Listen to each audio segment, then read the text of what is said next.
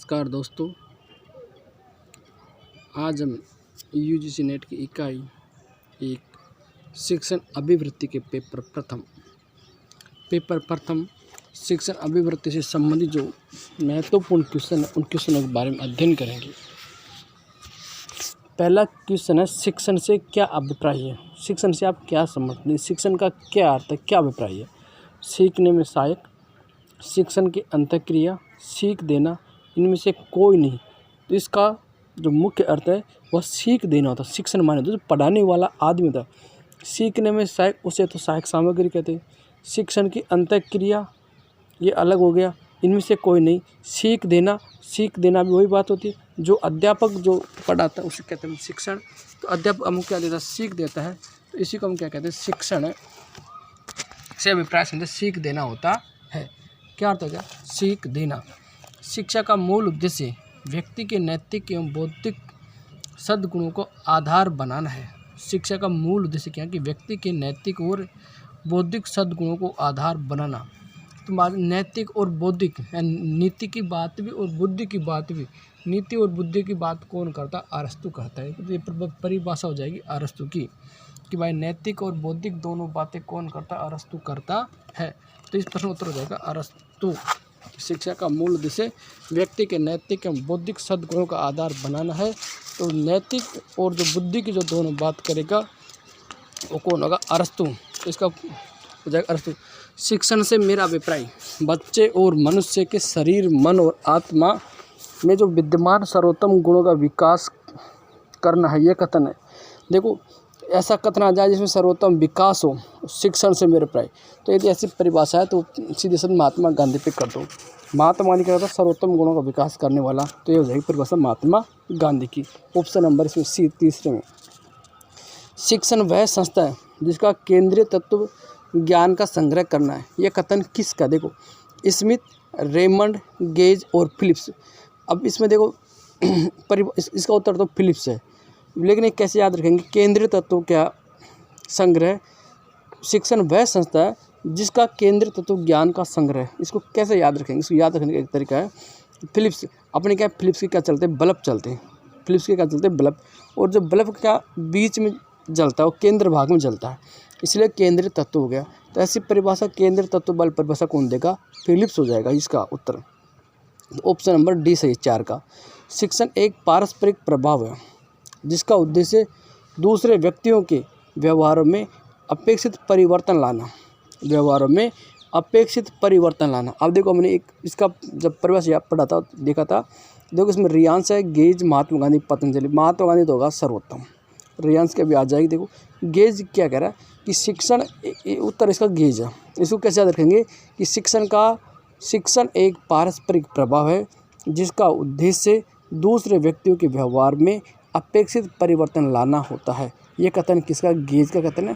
लेकिन इसको याद कैसे रखियो? देखो, गेज का तो होता है अंतराल करना, यानी उसे परिवर्तन लाना। जो वस्तु पहले जहाँ रखी थी अब उसको दूसरी जगह ले जाना, ये होता है गेज। तो ये परिभाषा हो जाएगी गेज। तो ये क्या कर रहा है? उसमें परिवर्तन लाने की बात कर रहा है, व्यवहार में परिवर्तन की बात कर रहा है, गेज हो गया। दूसरों को सिखाने, दिशा निर्देश देने या उन्हें निर्देशित करने की प्रक्रिया शिक्षण। अब देखो, दूसरों को सिखाना, दिशा निर्देश देना और उन्हें निर्देशित करना। दूसरों को सिखाना, दिशा निर्देश देना, उन्हें निर्देशित करने की जो प्रक्रिया शिक्षण है, यह परिभाषा किसकी है? उपरोक्त कथन किस महान विद्वान सम्मिलित है? देखो, इसमें दिया रियांश, पी.ओ. स्मिथ, गेज और टेलर। गेज का तो आपने अभी अध्ययन कर लिया कि गेज क्या उसके परिवर्तन कर रहा है व्यवहारों में, लेकिन अब ये क्या कर दूसरों को सिखा रहा। अब सिखाएगा कब? जब अध्यापक को इस बात का पता चल जाए कि अपना बच्चा कमज़ोर है। जब अध्यापक को इस बात का पता चल जाए कि मेरा बच्चा इस विषय में या इस टॉपिक में थोड़ा कमज़ोर है, तो उसको रियलाइज़ हो गया। तो इसको हम रियांश क्या कहते हैं? भाई रियलाइज़ हो गया। तो रियलाइज़ हो गया मानी रियांश। तो ये परिभाषा होगी रियांश। इसलिए फिर अपन उस टॉपिक का दिशा निर्देश देगा और निर्देशित करेगा, तुम ऐसे ऐसे पढ़ो। तो ये परीक्षा में हो जाएगा ए। प्रश्न नंबर 7 है। 7 का उत्तर है कि शिक्षा को मनुष्य और संपूर्ण समाज का निर्माण करना चाहिए। शिक्षा को मनुष्य और संपूर्ण समाज का निर्माण करना चाहिए। इस कार्य को के बिना शिक्षा अपूर्ण कहलाती है। कथन किसने दिया? शिक्षा को मनुष्य और संपूर्ण समाज का निर्माण करना चाहिए। इस कार्य को किए बिना शिक्षा अपूर्ण कहलाती है। कथन किसका है? देखो, ऐसी परिभाषा चाहिए कि शिक्षा को मनुष्य और संपूर्ण समाज का निर्माण करना चाहिए। जब तक एक समाज का निर्माण नहीं करती है तो ऐसी परिभाषा कौन करे? समाज का निर्माण करने की बात कौन करते हैं? राधा और कृष्ण। यानी समाज को बनाने की, हर व्यक्ति को बनाने की बात ही राधा और कृष्ण करते हैं। तो ये परिभाषा को उत्तर हो जाएगा राधा और कृष्ण। समाज का निर्माण कौन कर? राधा और कृष्ण कर रही। शिक्षण की प्रकृति विद्यार्थी के किन पक्षों को अभिप्रेरित करती है? शिक्षण की प्रकृति विद्यार्थी के किन पक्षों को अभिप्रेरित करती है? अब देखो, शिक्षण तो जो विद्यार्थी की भावना को प्रभावित करता है, संज्ञान को, क्रियात्मक, सभी को प्रभावित करता है। शिक्षण की प्रकृति कैसी होती है? शिक्षण की प्रकृति कैसी होती है? उद्देश्यपूर्ण, उपचारात्मक। अब देखो, शिक्षण की प्रकृति उद्देश्य होता है, मैं अपना इसका हर व्यक्ति जो शिक्षण कराता है उसका उद्देश्य होता है मेरे बच्चे को पढ़ाना, उसका विकास करना, उसका जो विषय में कमजोर उसका उपचार करना। तो ये तीनों उद्देश्य इसका है। तो ऑप्शन नंबर इसका डी सही है। 9 में 10वां प्रश्न है, निम्नलिखित में से कौन सा कथन सही नहीं है? 10वां प्रश्न है कि निम्न में से कौन सी बातें जो सही नहीं है, और सब बातें सही है, केवल एक बात गलत है। शिक्षण की प्रकृति सकारात्मक होती है, बिल्कुल सही बात है। शिक्षण हमेशा सकारात्मक, पॉजिटिव चलता है कि हम कुछ न, हर शिक्षण में कुछ न कुछ सीखता है, तो इसलिए सकारात्मक, ये बात सही है। शिक्षण की प्रकृति कला एवं विज्ञान दोनों रूपों में होती है, बिल्कुल। शिक्षण की प्रकृति में क्या होता है? कला भी होती है। हर व्यक्ति की पढ़ाने की कला, शिक्षण कराने की अलग होती है। और विज्ञान का मतलब सत्य बात है कि बच्चा शिक्षण कराने से हर व्यक्ति कुछ न कुछ नया सीखता है। तो ये भी विज्ञान की बात है, सत्य बात भी है। तो दोनों बात सही है। शिक्षण भाषाई प्रक्रिया न होकर केवल उपचारात्मक प्रक्रिया है। आगे अगला देखो, डी देखो, शिक्षण निर्देशन, अन्वेक्षण, मूल्यांकन, मानक आदि शामिल। देखो, अब शिक्षण कराएंगा उसमें निर्देशन, देखो बिल्कुल सही बात है। निर्देशन, शिक्षण के जो निर्देशन होते हैं उसमें अन्वेक्षण, बिल्कुल खोज होती है, मूल्यांकन किया जाता है, फिर उसमें मानक उपाधि, ये सब चीज़ शामिल होती है। लेकिन इसका ऑप्शन नंबर सी ये सही नहीं है, इसलिए ऑप्शन नंबर इसका सी बिल्कुल गलत है। इसमें ऑप्शन नंबर सी उत्तर सही इसका। तो निम्न में से कौन सा शिक्षण की प्रकृति को प्रदर्शित नहीं करता है? शिक्षण ऐसा कौन सा कथन है जो शिक्षण की प्रकृति को प्रदर्शित नहीं करता है? 3 बात इसमें सही है, 1 बात गलत है। कौन सी? शिक्षण सर्वांगीण विकास की प्रक्रिया, बिल्कुल सही बात है। शिक्षण हर व्यक्ति का सर्वांगीण विकास, शिक्षण के माध्यम से सर्वांगीण विकास होता है, बिल्कुल सही है। शिक्षण एक सामाजिक प्रक्रिया, ये बात ही बिल्कुल सही है। शिक्षण एक गतिहीन प्रक्रिया और शिक्षण द्विध्रुव प्रक्रिया। देखो, द्विध्रुव तो हो गया भाई, शिक्षण 2 में होगा, अध्यापक पढ़ाने वाला होगा और पढ़ने वाले छात्र होंगे, तो 2 ध्रुव बिल्कुल हो गए। लेकिन शिक्षण एक गति, बिल्कुल गति, शिक्षण में गति होती है, यानी शिक्षण हमेशा आगे बढ़ने के लिए कराया जाता है। तो गतिहीन प्रक्रिया गतिहीन नहीं है, गति वाली प्रक्रिया है। तो यहाँ उत्तर ऑप्शन नंबर सी गलत है इसका उत्तर, और इस प्रश्न में ऑप्शन नंबर सी सही है। इन बातों में सी गलत है, लेकिन इसका उत्तर सी सही है। निम्न में से कौन सा एक शिक्षण प्रक्रिया की ओर संकेत नहीं करती है? निम्न में से कौन एक शिक्षण प्रक्रिया की ओर संकेत नहीं करती है? शिक्षण प्रक्रिया की ओर संकेत कौन नहीं करती है? देखो, निम्न में से कौन एक शिक्षण प्रक्रिया की ओर संकेत नहीं करती है? शिक्षण प्रक्रिया की ओर संकेत, देखो 3 चीज़ शिक्षण से संबंधित है, लेकिन एक नहीं। देखो, व्यावसायिक प्रक्रिया, बिल्कुल सही बात। व्यावसायिक प्रक्रिया। अब देखो, व्यावसायिक प्रक्रिया, सतत प्रक्रिया, अंतः प्रक्रिया और सामाजिक। शिक्षण कैसी प्रक्रिया? सामाजिक प्रक्रिया। शिक्षण क्या? लगातार आगे बढ़ने वाली सतत प्रक्रिया, बिल्कुल है। शिक्षण अंतः प्रक्रिया, अंत मान एक अध्यापक और छात्र का अंतः क्रियात्मक प्रक्रिया शिक्षण, ये सही बात है। लेकिन जो शिक्षण क्या है? व्यावसायिक प्रक्रिया, ये बात गलत है। व्यावसायिक अलग होता है और शिक्षण अलग होता है। तो व्यावसायिक प्रक्रिया की ओर संकेत नहीं है, तो व्यावसायिक प्रक्रिया संकेत नहीं करती है शिक्षण प्रक्रिया। तो एक ऑप्शन नंबर इसका ये सही। 12वां में 13वां, शिक्षण एक त्रिध्रुवी प्रक्रिया, इनमें से 3 ध्रुव है। देखो, 3 ध्रुव हो जाएगा, शिक्षक हो गया, छात्र हो गया, 2 हो गया, और एक हो गया पाठ्यक्रम। छात्र, शिक्षक, पाठ्यक्रम हो जाएगा। तो ऑप्शन नंबर बी इसका सही है, छात्र, शिक्षक और पाठ्यक्रम 3 होते हैं। तो 13वां में बी सही है। 14 प्रश्न क्या? निम्न में से कथन शिक्षण की प्रकृति को दर्शाता है? इनमें से कौन सी बात है जो शिक्षण की प्रकृति को दर्शाता है? यह एक कला है, यह एक विज्ञान है, ये विज्ञान और कला दोनों, न तो कला और न विज्ञान। देखो, कला भी है और विज्ञान भी है, तो ये दोनों हो जाएगी, कला, ये विज्ञान और कला दोनों ही है। तो दोनों बात सही है, इसलिए 14 में ऑप्शन नंबर सी सही है। निम्न में कथन पर विचार कीजिए। प्रश्न नंबर 15 क्या कह रहा है कि निम्नलिखित कथनों पर विचार कीजिए। शिक्षण की प्रक्रिया लक्ष्य उन्मुखी होती है, बिल्कुल। शिक्षण की प्रक्रिया लक्ष्य उन्मुखी होती है, बिल्कुल सही बात है। शिक्षण लक्ष्य उन्मुखी होती है। शिक्षण के माध्यम से मानवीय मूल्यों का विकास होता है, बिल्कुल। शिक्षण कराने से हर व्यक्ति का जो मानवीय मूल्य उसका विकास, बिल्कुल सही है। संकुचित अर्थ में औपचारिक, बिल्कुल छोटे अर्थ में शिक्षण की प्रक्रिया का अर्थ होता है जो उपचार से, जो विद्यालय में जाकर जो शिक्षा ग्रहण, उसे कहते हैं उपचार शिक्षा। तो विद्यालय में जाकर वो शिक्षण संस्था में जाकर जो अध्ययन किया जाता है उसे उपचार शिक्षा कहते हैं। तो संकुचित अर्थ शिक्षा का अर्थ यही है। नहीं, बड़े अर्थ में तो औपचारिक, अनौपचारिक जैसे शिक्षा ली जाती है वो बड़े अर्थ में ये होता है। तो ये तीनों ही बात बिल्कुल सही है, तीनों कथन बिल्कुल सही है, 1 और 2 3। निम्न कथनों पर विचार को देखो 16% क्या कह रहा है, शिक्षण का उद्देश्य छात्रों को सीखने के लिए प्रेरित करना चाहिए। शिक्षण का उद्देश्य, निम्न कथनों पर विचार कीजिए। शिक्षण का उद्देश्य छात्रों को सीखने के लिए प्रेरित करना होना चाहिए। शिक्षण को सीखने में विपरीत प्रबंध पाया जाता है। देखो प्रश्न क्या कह रहा है कि निम्न कथनों पर विचार, 2 कथन दिए गए उनमें से कौन सा कथन सही, इस पर विचार करना। शिक्षण का उद्देश्य छात्रों को सीखने के लिए प्रेरित करना होना चाहिए। बिल्कुल शिक्षण का उद्देश्य ये होना चाहिए कि छात्रों को सीखने के लिए प्रेरित करने वाला होना चाहिए। ये बात बिल्कुल सही है।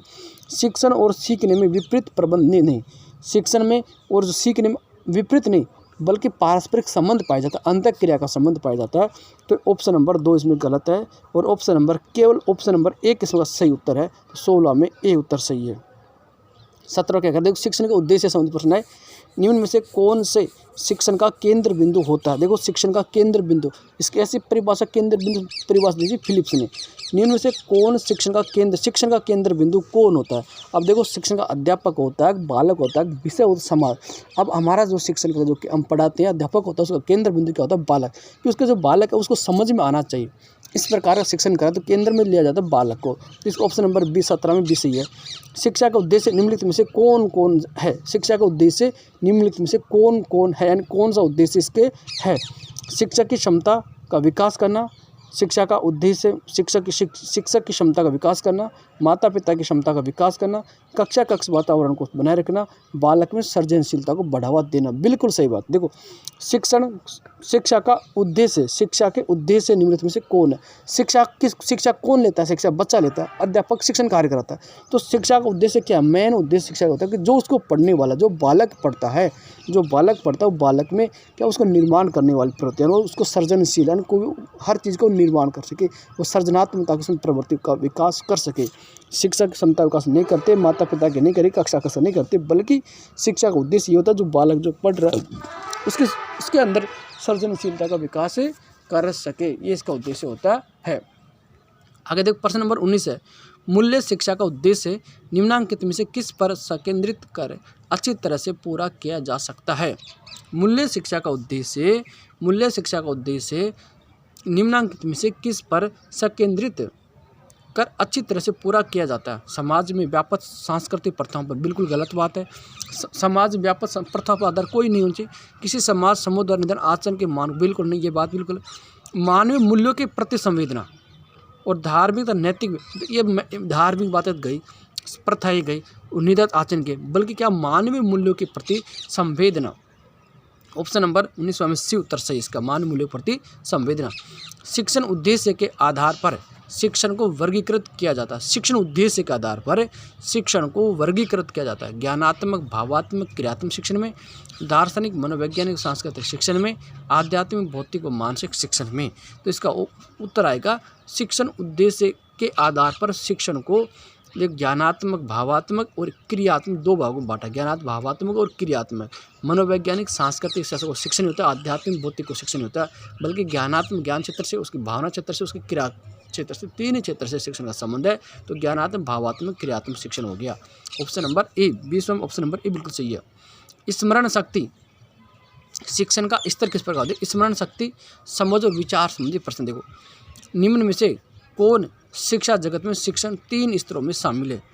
शिक्षा जगत में निम्न में से कौन शिक्षा जगत में शिक्षण के 3 स्तरों में शामिल है। 3 स्तरों में कौन कौन शामिल है। स्मृति स्तर बिल्कुल शामिल है, बोध स्तर बिल्कुल शामिल है और चिंतन स्तर, तीनों शामिल है। शिक्षण के सतत क्षेत्र को प्रमुख रूप से 3 स्तरों में विभाजित किया गया। शिक्षण के सतत क्षेत्र को प्रमुख रूप से 3 स्तरों में विभाजित किया गया है। निम्न में से कौन सा एक शामिल नहीं है। इनमें से कौन सा एक शामिल नहीं है। शिक्षण के सतत क्षेत्र को प्रमुख रूप से 3 स्तरों में विभाजित किया गया है। निम्न में से कौन सा एक इनमें शामिल नहीं है। और शामिल है 3, एक नहीं है। स्मृति स्तर और स्मरण स्तर, स्मरण शक्ति स्तर की शिक्षण व्यवस्था बिल्कुल होनी चाहिए, उसकी याददाश्त समझी। भाव स्तर से नहीं, बोध स्तर के नहीं। देखो कोई भी शिक्षण होना वो उसकी स्मृति शक्ति की शिक्षण व्यवस्था होनी चाहिए। भावना से संबंधित नहीं बल्कि बोध भाव स्तर संबंधित नहीं होनी चाहिए, बल्कि बोध स्तर से चिंतन स्तर संबंधित होनी चाहिए। तो इसका उत्तर बी शामिल नहीं, भाव स्तर से नहीं। इसका ऑप्शन नंबर बी इसका सही उत्तर है, ऑप्शन नंबर बी। हर्बर्ट शिक्षण मॉडल आधारित है। हर्बर्ट का शिक्षण मॉडल किस पर आधारित है? जो हर्बर्ट है उसका जो शिक्षण मॉडल है वो आधारित है चिंतन स्तर के शिक्षण व्यवस्था पर नहीं, बोध या समझ स्तर से नहीं, स्मृति या स्मरण शक्ति स्तर की शिक्षा व्यवस्था पर। देखो हर्बर्ट का मॉडल है ना, जो स्मृति स्तर या स्मरण शक्ति स्तर पर आधारित होता है। हर्बर्ट का शिक्षण मॉडल है जो 3 स्तर के दिए हैं। स्मृति स्तर इसका हर्बर्ट है, बोध स्तर और चिंतन 3 स्तर है, जिसका पहले स्तर का हर्बर्ट किसके स्तर पर आधारित है? स्मृति या स्मरण शक्ति स्तर की शिक्षा व्यवस्था के। किस स्तर की शिक्षण प्रक्रिया में बालक विषय वस्तु के तथ्यों को कंठस्थ करता है? और सबसे निम्न प्रकार की भी यही होती है स्मरण स्तर की। और जो ये होती है ना, ये चिंतन स्तर सर्वोत्तम होती है, चिंतन स्तर वाली सबसे निम्न स्तर की ये होती है स्मरण शक्ति। इसका दिया था हर्बर्ट ने शिक्षण व्यवस्था में, हर्बर्ट ने इसका दिया था। ठीक है, अगला क्या कह रहा है? हर्बर्ट शिक्षण मॉडल स्मृति हो गया, ऑप्शन नंबर 23 में सी उत्तर सही है इसका।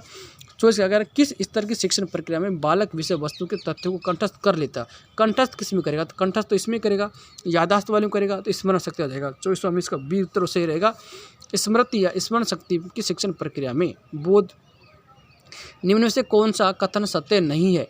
निम्न से कौन सा कथन सत्य नहीं है कि स्मृति स्तर के शिक्षण का मूल्यांकन मौखिक व लिखित परीक्षाओं द्वारा किया जाता है? प्रारंभिक कक्षाओं के बच्चों की स्मृति प्रक्रिया धीमी होती है। स्मृति स्तर शिक्षण में बच्चा अंतक्रिया अधिक होती है। स्मृति स्तर में शिक्षण तथ्यों रखने पर बल दिया जाता है। तो इसका जो ऑप्शन नंबर सी गलत है, क्योंकि स्मृति स्तर में जो किया जाता है, जो याद को आपने कितना याद किया, जो प्राचीन जो शिक्षा पद्धति वो इसी पर चलती थी, तो प्राचीन शिक्षा पद्धति तो ये हो गया।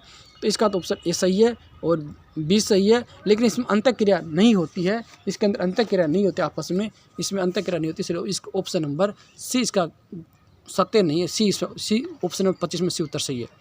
किस स्तर की शिक्षण व्यवस्था रटने की प्रवृत्ति पर बल देती है? बिल्कुल स्मृति स्तर की शिक्षण व्यवस्था वो रटने की पर बल देती है। तो ऑप्शन नंबर ए 26 ऑप्शन नंबर ए सही है। स्मृति स्तर पर भूलने की प्रक्रिया काफ़ी सक्रिय होती है। बिल्कुल सही बात है। इसका प्रमुख कारण क्या है? इस स्तर पर तथ्यों पर ध्यान नहीं दिया जाता। बिल्कुल सही बात है। इस स्तर पर तथ्यों को अत्यधिक समझना पड़ता। इस स्तर पर तथ्य काफ़ी रटे हुए होते हैं। तो इसमें इस स्तर पर तथ्य काफ़ी रटे हुए होते हैं, इसलिए भूलने का प्रमुख कारण क्या? देखो इस स्तर पर तथ्यों पर ध्यान नहीं, तथ्यों पर तो ध्यान दिया जाता है, ये बात है कि इन पर तथ्यों को रटा जाता है, इसमें रटाया जाता है इसके अंदर, तो ये तो गलत हो गया। इस स्तर पर तथ्य समझना तो बोध वाली में हो गया, और इस काफ़ी रटे हुए होते हैं। हाँ बिल्कुल रटे हुए होते हैं, और रटी हुई चीज़ होती है उसको जल्दी भूलने की आदत होती है, इसलिए 27 ऑप्शन नंबर सी सही है। स्मृति के शिक्षण में किसको महत्व दिया जाता है? स्मृति के शिक्षण में संकेत अधिगम, श्रृंखला अधिगम, अनुक्रिया या सभी, इसमें स्मृति स्तर में किसको महत्व दिया जाता है? देखो संकेत को भी बिल्कुल महत्व दिया जाता है, श्रृंखला को भी और अनुक्रिया सभी को महत्व दिया जाता है। संकेत, श्रृंखला और अनुक्रिया इन तीनों को स्मृति स्तर के शिक्षण में महत्व दिया जाता है। 28वां में डी सही है। 29वां प्रश्न क्या कह रहा है? स्मृति स्तर के शिक्षण को अधिक बेहतर बनाने के लिए निम्नलिखित सुझाव दिए जा सकते हैं। स्मृति स्तर का जो शिक्षण है उसको बेहतर बनाने के लिए कौन कौन से सुझाव दिए जा सकते हैं? कौन से सुझाव दिए जा सकते हैं? तो इसमें सुझाव दिए जा सकते हैं। 1. पाठ्य वस्तु को क्रमबद्ध तरीके से प्रस्तुत किया जाए, अभ्यास के लिए ज़्यादा समय दिया जाए, और थकान के समय शिक्षण न किया जाए। तो ये सारी बातें इसमें सही है। स्मृति स्तर के शिक्षण को कब बेहतर बनाया, यानी बच्चा कब ज़्यादा याद रख सकता है, यानी याद करना बच्चा कब ज़्यादा याद रख सकता है? तो एक तो क्रमबद्ध तरीके से कोई भी पाठ्य वस्तु उसको एक क्रम के अनुसार दे तो बच्चा अच्छी तरह याद रख पाता है। अभ्यास के लिए ज़्यादा समय, बार बार उसको उस चीज़ रटानी चाहिए, यानी बार बार उसको याद करवाना चाहिए तो बच्चा नहीं भूलेगा। थकान, जब बच्चा बिल्कुल तैयार हो पढ़ने के लिए तब इसको याद कराना चाहिए, थकान से बच्चा याद नहीं कर पाता है। तो ऑप्शन नंबर डी सही है। नीति कथनों को चयन, कथन एवं कारणों को ध्यानपूर्वक पढ़कर कूट के साथ सही उत्तर का चयन कीजिए। प्रश्न नंबर 30 से 32 तक ए और आर दोनों सही हो तथा आर ए की सही व्याख्या करता है, ऑप्शन नंबर ए देना हमको। ए और आर दोनों सही है और आर ए की सही व्याख्या नहीं है तो बी देना है। ए सही है, आर गलत तो सी करना, ए गलत और आर सही तो डी करना है। अब 30वां प्रश्न क्या कर रहा है? स्मृति स्तर के शिक्षण का अपना मूल्य है, अपना क्षेत्र। स्मृति स्तर के शिक्षण का अपना मूल्य है, अपना क्षेत्र। इसका कारण दे रहा है स्मृति स्तर के ज्ञान पाए बिना बोध, स्मृति स्तर के ज्ञान पाए बिना बोध एवं चिंतन स्तर ठीक से कार्य नहीं कर सकते हैं। चिंतन स्तर के ठीक से कार्य नहीं कर, बिल्कुल सही बात है। देखो जो छोटे बच्चे होते हैं उनको हम पहाड़े रटा देते हैं तो आगे जाके क्या उनको गुणा करने में उनको तकलीफ नहीं होती। यदि शुरुआत में उनको याद नहीं होती तो उनको आगे कठिनाई आती। तो स्मृति स्तर के शिक्षण का अपना मूल्य है, अपना क्षेत्र, बिल्कुल सही बात है।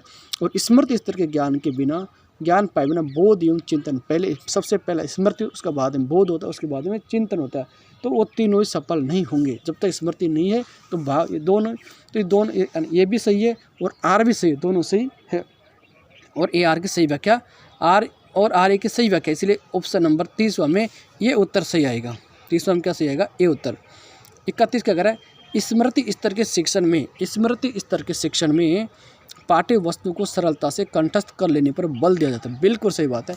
स्मृति वाले में पाठ्यक्रम को, पाठ्य वस्तु को याद करने पर बल दिया जाता है। ये बात तो बिल्कुल सही है, सही है ना, ये बात सही है। कंठस्थ करने से छात्रों में अवबोध का विकास नहीं होता। अब ये बात बिल्कुल सही है कि जब कोई बच्चा कोई चीज़ को रट लेता है तो उसके बाद उसमें बोध करने की, अवबोध बनता है तुलना, तो वो किसी दूसरी वस्तु में क्या तुलना करने की उसमें शक्ति का विकास नहीं होता। ये बात भी सही है और ए आर दोनों सही है। इसका ऑप्शन नंबर भी यही सही है। स्मृति स्तर के शिक्षण में विचारहीनता नहीं पाई जाती है। स्मृति स्तर के शिक्षण में विचारहीनता नहीं पाई जाती है। स्मृति विचारहीनता नहीं पाई जाती है। स्मृति स्तर पर पाठ्य वस्तु को सरलता से कंठस्थ करने पर बल दिया जाता है। देखो आर तो सही, क्या कह रहा है कि इसमें आर तो सही, पाठ्य वस्तु कंठस्थ करने पर बल दिया जाता है, लेकिन विचारहीनता पाए, बच्चा उसमें चिंतन करता ही नहीं है। जो बच्चे को रटाया जाता है वो रट तो लेता है लेकिन वो चिंतन नहीं करता है, इसलिए ये तो गलत है और आर सही है। इसलिए इसका ऑप्शन नंबर डी सही है। यानी ये गलत हो और आर सही है, इसमें आर अकेला सही है, इसलिए ऑप्शन नंबर डी इसका सही है। स्मृति स्तर के शिक्षण स्मृति स्तर के शिक्षण अधिगम की सबसे बड़ी खामी क्या है? रटने की व्यवस्था, मानसिक बाधा और अनुशासनहीनता। तो देखो सभी रटने की व्यवस्था तो इसके अंदर बिल्कुल है, मानसिक बाधा भी है, बच्चे से भूलने की वह है, और अनुशासनहीनता भी इसमें है। तो यानी ऑप्शन नंबर 1, 2, 3 तीनों सही है और 33वां ऑप्शन नंबर डी सही उत्तर इसका। स्मृति स्तर के शिक्षण का उद्देश्य नहीं है। देखो 3 तो उद्देश्य है लेकिन एक इसका उद्देश्य नहीं। मानसिक पक्षों का प्रशिक्षण कराना, मानसिक पक्षों का प्रशिक्षण कराना इसका उद्देश्य बिल्कुल है। मानसिक पक्ष का प्रशिक्षण, मानसिक पक्ष को तैयार करना इसका उद्देश्य एक तो है। तथ्यों का ज्ञान प्रदान करना, तथ्यों का ज्ञान प्रदान करना, ये बात बिल्कुल सही है। सीखे हुए तथ्यों को याद रखना, ये बात भी सही है। लेकिन प्रस्तुतिकरण, अब देखो स्मृति वाले में प्रस्तुतिकरण नहीं होता है। स्मृति स्तर जो छोटे बच्चे को जो रटाए जाते हैं उसके अंदर क्या, उसका मानसिक पक्ष को बढ़िया करा जाए, एक बात। तथ्य को ज्ञान प्रदान किया जाए, उसको केवल आपने जैसे उसका बच्चा को, छोटा बच्चा उस ऐसे अनार याद करा जाए, बच्चा उस जो पाठ विषय वस्तु जो टॉपिक वही उसको याद कराया जाए, ये तथ्य ज्ञान हो गया। सीखे और याद तथ्य, और वो जो हमने जो पढ़ाया, जो बच्चा ने जो सीखा उसको हमेशा वो याद रखा, ये भी होती है। लेकिन वो बच्चा को उसको प्रस्तुतिकरण अवसर नहीं मिलता है, तो ये इसमें ऑप्शन नंबर डी नहीं है। ऑप्शन नंबर 34 का डी उत्तर सही है। हर्बर्ट द्वारा दिए गए पंचपदीय प्रणाली के निम्नलिखित सोपान में पुनर्व्यवस्थित कीजिए। हर्बर्ट ने जो पंचपदीय प्रणाली दी, इसके 5 पद है, वही 5 पदों में क्रमबद्ध से लेना है कि पहला पद कौन सा है, दूसरा पद कौन सा, तीसरा पद कौन सा है। पहला पद इसमें देगा प्रस्तावना या तैयारी करना है, उद्देश्य खत्म। देखो दूसरा प्रस्तुतिकरण, तीसरा तुलना संबंध, चौथा निष्कर्ष या सामान्यकरण, 5वां प्रयोग या अभ्यास। अब देखो 5 क्या, इसका उत्तर क्या, देखो इसका पहला तो प्रस्तावना, हर्बर्ट की पहली बात तो प्रस्तावना, तो पहला तो एक में पहले नंबर पर तो 1 आएगा, बिल्कुल सही बात है। और अंत में हर्बर्ट वाले अंत में क्या देता है, अभ्यास के लिए प्रश्न दिया जाता है, तो अंत में आ जाएगा 5, 1 और 5, जिसके पहला 1 हो और अंतिम 5 हो, तो ए में सही है और बी में सही। दूसरा देखो प्रस्तुतिकरण करना, तो पहले फिर प्रस्तावना करेगा तो प्रस्तुति करेगा, दूसरा भी सही है प्रस्तुतिकरण करना। अब तीसरा और चौथा तुलना संबंध बिल्कुल, निष्कर्ष फिर उसके बाद में सामान्यकरण, फिर तुलना करेगा उसके बाद निष्कर्ष निकालेगा, यानी ये 5 ही ऑप्शन सही है। 1, 2, 3 यानी 5 ही ऑप्शन क्रमबद्ध से है। पहले प्रस्तावना करेगा, फिर प्रस्तुतिकरण करेगा, फिर तुलना संबंध करेगा, फिर निष्कर्ष या सामान्यकरण करेगा, उसके बाद में प्रयोग या अभ्यास करेगा। 1, 2, 3 यानी 5 ऑप्शन, ऐसी 5 है 5। तय हर्बर्ट के निम्न में से किस प्रकार के शिक्षण का आधार ज्ञानात्मक है? ज्ञानात्मक स्तर किस शिक्षण का आधार है? ज्ञानात्मक किस स्तर का है? तो स्मृति स्तर का आधार ज्ञान, यानी जब तक उसे याद है ना, ज्ञानात्मक स्तर के केवल याद की बात की जाती है, तो ज्ञानात्मक स्तर हो जाएगा केवल स्मृति स्तर के शिक्षण। स्मृति स्तर वाले शिक्षण का आधार क्या, केवल ज्ञानात्मक है। ऑप्शन नंबर 36वां ए उत्तर सही है। स्मृति स्तर पर शिक्षण का मूल्यांकन किस प्रकार किया जाता है? स्मृति स्तर के जो शिक्षण का मूल्यांकन लिखित परीक्षाओं के माध्यम से या मौखिक परीक्षाओं के माध्यम से या ए बी दोनों या उपरोक्त में से कोई नहीं। देखो अब अपने को याद है तो हम उस चीज़ को बोल कर ही बता सकते हैं और हम उस चीज़ को लिख कर भी दे सकते हैं। तो दोनों तरीक़े से हमारी परीक्षा हो सकती है, लिखित में भी और मौखिक में भी दोनों। तो ए और बी सही है, यानी 37 और सी उत्तर सही है। बौद्ध स्तर के शिक्षण का प्रतिमान किसने विकसित किया था? बौद्ध स्तर का, देखो बौद्ध स्तर का शिक्षण का प्रतिमान किसने किया था? बौद्ध स्तर वाला, तो बौद्ध स्तर वाला क्या था? मॉरिसन ने। किसने? मॉरिसन ने। स्मृति वाला हर्बर्ट ने, बौद्ध वाला मॉरिसन ने, और चिंतन वाला था, वो चिंतन वाला दिया था हंट ने। मॉरिसन ने बौद्ध वाला, बौद्ध का था समझ, मॉरिसन क्या करता था? हर बात को समझ के काम करता था। तो बौद्ध वाला मॉरिसन हो गया, याद वाला हर्बर्ट हो गया, स्मृति वाला याद वाला स्मृति वाला हर्बर्ट हो गया। इसके बाद में हंट ने दिया था चिंतन वाला। तो इसका ऑप्शन आएगा ए, 38वां ऑप्शन है ए, मॉरिसन हो गया। निम्न में से कौन सा बौद्ध का अर्थ है? बौद्ध का अर्थ क्या होता है? बौद्ध का अर्थ क्या है? बौद्ध क्या? अर्थ का प्रत्यक्षण करना और विचारों का बोध होना। ये बात बिल्कुल सही है कि किसी भी चीज़ को हम समझना और उसका विचार बोध होना, उसका प्रत्यक्ष करना, ये बात तो बिल्कुल सही है। दूसरा क्या? गहनता से परिचित होना, प्रकृति स्वभाव को बिल्कुल उसकी अंदर से उस चीज़ को समझना बौद्ध का अर्थ ये होता है। भाषा में प्रयुक्त होने वाले अर्थ को समझना, यानी तीनों बातें इसका बिल्कुल सही है, यानी ऑप्शन नंबर डी, यानी हर चीज़ को समझना ही इसका उत्तर है। तो 39वां प्रश्न उत्तर क्या है? डी है। बौद्ध स्तर की शिक्षा के लिए क्या आवश्यक है? बौद्ध स्तर की शिक्षा के लिए क्या आवश्यक है? तो बौद्ध स्तर की शिक्षा के लिए क्या है? स्मृति स्तर की शिक्षा पूरी हो चुकी है, यानी पहले उसको रटने वाली जो प्रवृत्ति है उस बौद्ध स्तर की जब भी सफल हो पाती है, जब पहले स्तर की स्मृति स्तर की शिक्षा पूरी कर ली तो बौद्ध स्तर की शिक्षा उसकी सफल है। तो बौद्ध स्तर के लिए पहले स्मृति स्तर की शिक्षा पूरी होने उसके बाद में बौद्ध स्तर, 40वां ऑप्शन नंबर ए बिल्कुल सही है। मॉरिसन की बौद्ध स्तर की शिक्षण व्यवस्था में शामिल 5 सोपान में से कौन शामिल है? जो मॉरिसन ने जो बौद्ध स्तर वाले दिया था उसमें से 5 सोपान दिए, उनमें से कौन सा इसमें शामिल है और कौन सा इसमें नहीं? कौन से इसमें शामिल है मॉरिसन की बौद्ध स्तर वाली में?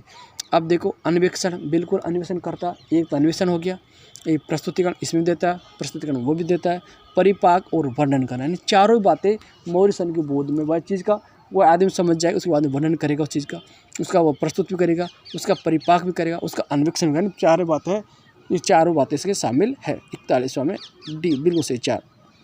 बौद्ध स्तर के शिक्षण में परिपाक की विशेषता में क्या नियत नहीं होता? क्या नियत नहीं है? परिपाक की शिक्षण व्यवस्था में देखो क्या चीज़ तो शामिल और क्या नहीं। परिपाक का अर्थ, परिपाक क्या हो गया? छात्रों को सामान्य करने के लिए अवसर देना, ये होता है परिपाक। ये बात तो बिल्कुल सही है कि छात्रों को समझने के लिए समय देना, ये बात तो उसका परिपाक का अर्थ हो गया, यानी छात्रों को समझने समय देना, ये बात बिल्कुल सही है। व्यक्तिगत क्रियाओं के लिए छात्रों को अवसर नहीं देना, बिल्कुल गलत बात है। इसमें व्यक्तिगत क्रिया छात्र खुद क्रिया करके सीखता है, समझता है, व्यक्तिगत क्रिया इसमें करता, तो ये तो व्यक्तिगत क्रिया करता ये नहीं है, तो ये बात इसमें बिल्कुल गलत है। बी, छात्रों की प्रत्यय प्राप्ति में सहायक होना, बिल्कुल सही है, छात्रों गृह कार्य ये सही है, लेकिन इसका ऑप्शन नंबर जो बी है वो बिल्कुल इसमें गलत है, क्योंकि अवसर दिया जाता है, विश्वविद्यालय नहीं दिया जाता, लेकिन अवसर दिया जाता है। तो 42वां में बी उत्तर सही है। मॉरिस एस विग्गी ने बौद्ध का प्रयोग निम्नलिखित पक्षों को स्पष्ट करने के लिए, बौद्ध का प्रयोग मॉरिसन है, इस मॉरिसस ने जो विग्गी ने बौद्ध की प्रक्रिया को निम्नलिखित पक्षों को स्पष्ट करने, किन पक्षों को स्पष्ट करने के लिए बौद्ध का प्रयोग किया गया था मॉरिसन ने? तो किन पक्षों को स्पष्ट करने के लिए? विभिन्न से संबंध देखना, तथ्यों को संचालन के रूप में देखना, तथ्यों के संबंध और संचालन। देखो बौद्ध का मतलब होता है संबंध, दोनों में तुलना करना, उनको समझना। तो एक तो क्या विभिन्न में संबंध देखना और तथ्यों में और विभिन्न संबंध देखना, पहला ऑप्शन तो बिल्कुल सही है। और दूसरा क्या है? तथ्यों को संचालन के रूप में देखना, और फिर उस तथ्य को क्या चला करके देखा उन संचालन के रूप में। दोनों बात, विभिन्न संबंध देखना और तथ्यों संचालन, और तथ्यों के संचालन के रूप में देखना, तथ्यों के संबंध और संचालन दोनों को सम्मिलित नहीं करता ये। तो ऑप्शन नंबर इसका सी उत्तर सही है, 1 और 2 इसमें सही है, 1 और 2 इसके अंदर बिल्कुल सही है। विभिन्न में संबंध देखता है और तथ्यों के संचालन रूप में देखना, दोनों सही है, देखता ही है। बौद्ध स्तर की शिक्षण व्यवस्था में निम्नलिखित सोपान हैं, इन सोपानों को पुनर्व्यवस्थित कीजिए। बौद्ध स्तर के जो 5 सोपान दिए गए मॉरिसन ने, उन सोपानों को व्यवस्थित करना है। इसमें 5 सोपान, सबसे पहले देर का व्यवस्था, फिर अन्वेषण, फिर प्रस्तुतिकरण और आत्मीकरण। तो सबसे पहले कौन सा स्तर आएगा? सबसे पहले आएगा अन्वेषण करता है, अन्वेषण के बाद में इसमें प्रस्तुतिकरण आएगा, प्रस्तुतिकरण आत्मीकरण का आएगा, और आत्मीकरण के बाद में क्या आएगी? व्यवस्था। तो इसका ऑप्शन नंबर बी सही है। 44वां का उत्तर सही है बी। सबसे पहले अन्वेषण करेगा, फिर प्रस्तुत करेगा और उसके बाद आत्मगन करेगा और फिर वो व्यवस्था करेगा। तो 44वां बी सही है। किस स्तर की शिक्षण प्रणाली में आंतरिक प्रेरणा को बढ़ावा मिलता है? किस स्तर की शिक्षण प्रणाली के अंदर आंतरिक प्रेरणा को बढ़ावा मिलता है? स्मृति स्तर की, बोध स्तर की, आंतरिक प्रेरणा को बढ़ावा किस में मिलता है? तो आंतरिक प्रेरणा कब बढ़ेगी? जब व्यक्ति खुद समझने लग जाएगा, जब व्यक्ति हर चीज़ को खुद समझ के करेगा तो उसके आंतरिक प्रेरणा को बढ़ावा मिलता है। तो बिल्कुल बोध स्तर हो जाएगा। और 45वां का ऑप्शन है सी, क्योंकि बोध में समझने लग जाता है और 45वां में सी बोध स्तर है। तो इसका 45वां में सी उत्तर सही है। निम्नलिखित कथनों पर विचार कीजिए। 2 कथन दे रखे, उन पर हमें विचार करना है कि कौन सा सही है और कौन सा गलत है। इसमें 2 कथन दे रखे हैं, कौन सा सही? देखो, स्मृति स्तर पर कक्षा का वातावरण निष्क्रिय नहीं होता है। देखो वातावरण तो स्मृति स्तर में देखो कक्षा का वातावरण बिल्कुल निष्क्रिय। जिस बच्चा को याद है वो तो बता देगा, जिस बच्चे को याद नहीं वो नहीं बता पाएगा। तो कक्षा का वातावरण क्या हो जाएगा? निष्क्रिय हो जाएगा। तो ये बात तो बिल्कुल निष्क्रिय नहीं होता है। स्मृति स्तर पर कक्षा का वातावरण निष्क्रिय नहीं होता है, निष्क्रिय होना चाहिए। कौन सा कथन सही है? बोध स्तर पर कक्षा का वातावरण आलोचनात्मक होता है, यह तो सही है। आलोचनात्मक तो होता है, आलोचनात्मक तो होता है, ये बात तो सही है। लेकिन कक्षा का जो वातावरण निष्क्रिय नहीं होता है, इसको भी सही दे रखा। तो इसमें दोनों सही है, यानी ए और दो दोनों सही है। स्मृति स्तर पर कक्षा का वातावरण निष्क्रिय नहीं होता है, निष्क्रिय नहीं होता है, निष्क्रिय नहीं होता है। इसमें उत्तर में तो मैं तो पूरा कन्फ्यूज हो रहा हूँ, लेकिन इसमें जो किताब में इसका उत्तर दे रखा सी, ए और 2। 47 प्रश्न क्या कह रहा है? निम्नलिखित कथनों पर विचार कीजिए। निम्नलिखित कथनों पर विचार कीजिए कि बोध स्तर पर पाठ्य वस्तु व्याख्यात्मक होती है और चिंतन स्तर पर पाठ्य वस्तु तथ्यात्मक होती है। कौन सा कथन सही है? कौन सा कथन है सही है? इस पर वो कर रहा है कि कौन सा कथन सही है। देखो, बोध स्तर पर पाठ्य वस्तु को व्याख्या, यह बात सिल कर कि जो आदमी समझता है ना, वो समझ कर उस चीज़ की व्याख्या तो कर देता है, ये बिल्कुल सही है। बोध स्तर तो यही है कि आदमी समझेगा तो उस चीज़ को समझा भी देगा और व्याख्या भी चीज़ की कर देगा अच्छे ढंग से। तो 1 नंबर तो सही है। चिंतन स्तर पर जो पाठ्य वस्तु का तथ्य आधारित नहीं, तथ्यात्मक तो नहीं होती, तथ्यात्मक होती, स्मरण आधारित होती, ये तथ्यात्मक नहीं होती। इसलिए इसका ऑप्शन नंबर 2 तो गलत है और 47वां ऑप्शन नंबर 1 बिल्कुल सही है। 48 का कह रहा है निम्न कथनों पर विचार कीजिए। 48वां प्रश्न है, वो कह रहे कथन पर विचार कीजिए। 2 कथन दे रहेगा, वो सही कौन सा सही कौन सा गलत है। मॉरिसन की जो शिक्षा व्यवस्था है बोध स्तर वाली, मॉरिसन की व्यवस्था में कालांश से तात्पर्य छात्र द्वारा पाठ्य वस्तु को अपनी भाषा में लिखित रूप में प्रस्तुत करना, पाठ्य वस्तु अपनी भाषा में लिखित रूप में प्रस्तुत करना। मॉरिसन बोध स्तर के मूल्यांकन में लिखित, मौखिक और निबंधात्मक तथा वस्तुनिष्ठ विधियों अपनाई जाती है। तो इसमें दोनों सही है, यानी एक भी सही है और दोनों ही सही है, बिल्कुल सही है। ए और सी दोनों इसमें सही है कि मॉरिसन की जो व्यवस्था में कालांश से तात्पर्य छात्र द्वारा पाठ्य वस्तु को अपनी भाषा में लिखित रूप में प्रस्तुत करने की बात भी है। और मॉरिसन के जो बोध स्तर के मूल्यांकन में लिखित, मौखिक, निबंधात्मक और वस्तुनिष्ठ विधि अपनाई जाती है। इसमें निबंधात्मक विधि भी वस्तुनिष्ठ सारी विधि अपनाई जाती है इसके अंदर। तो इसका ऑप्शन नंबर सी से, यानी इसका 1 भी सही है और 2 भी सही है। निम्नलिखित में से किस चिंतक ने चिंतन स्तर के शिक्षण के लिए शिक्षण प्रतिमान दिया? देखो, चिंतन स्तर के लिए तो हंट नहीं दिया था। किसने दिया था? हंट होगा चिंतन करने का, चिंतन करता करता क्या हो गया? हंट हो गया। तो ऑप्शन नंबर 49वां में सी सही है। क्या 49वां प्रश्न उत्तर सी सही है। और हर्बर्ट ने तो दिया था स्मृति वाला, मॉरिसन ने बोध वाला और हंट ने दिया था चिंतन। और 3 प्रकार के दिए थे। चिंतन स्तर के शिक्षण हेतु हंट का शिक्षण प्रतिमान के सामाजिक प्रणाली के अंतर्गत नहीं आता। चिंतन स्तर के शिक्षण हेतु हंट का जो शिक्षण प्रतिमान के सामाजिक प्रणाली के अंतर्गत कौन सा नहीं आता है? चिंतन स्तर वाले में छात्र नहीं आता और सब आते, केवल एक नहीं आता है कि छात्र क्रियाशील एवं स्वयं प्रतीत होते। बिल्कुल सही बात है। जो आदमी चिंतन करेगा वो तो क्रियाशील रहेगा, ये बात बिल्कुल सही है। छात्र के सामाजिकरण का दृढ़ आधार है, ये बात बिल्कुल सही है। आधार कैसा होता है? इसमें दृढ़ होता है कि जब आदमी खुद चिंतन करेगा तो हर चीज़ को समझता है, तो उसका आधार कैसा रहेगा? दृढ़। ये बात बिल्कुल सही है, ये बात सही है। सहयोग, सामाजिक संवेदनशीलता तथा सहानुभूति का वातावरण होता है, ये बात बिल्कुल सही है। निबंधात्मक मूल्यांकन अधिक उपयोगी, ये बात अधिक उपयोगी तो सब होता है, लेकिन अधिक उपयोगी, इसलिए ये ऑप्शन इसका डी गलत है। तो 50वां में डी सही है उत्तर। निम्न में से कौन सा या कौन से कथन सही है? इसमें 4 कथन दे रखे हैं और उनमें से कौन सा सही है? पहला कथन है कि जो चिंतन स्तर है कि शिक्षण का प्रवर्तक हंट को माना जाता है, ये तो बात बिल्कुल सही है कि हमने कह दिया कि चिंतन वाला हंट माना जाता है। चिंतन स्तर के शिक्षण का प्रतिमान के प्रारूप का अध्ययन 4 सोपान में किया जाता है। ये बात बिल्कुल सही है कि चिंतन स्तर के शिक्षण प्रतिमान का 4 में, और हार्वर्ड ने और जो मॉरिसन इन दोनों ने 5-5 दी थी, जबकि हंट ने केवल 4 ही दी थी। इसलिए दोनों बातें सही है, इसलिए दोनों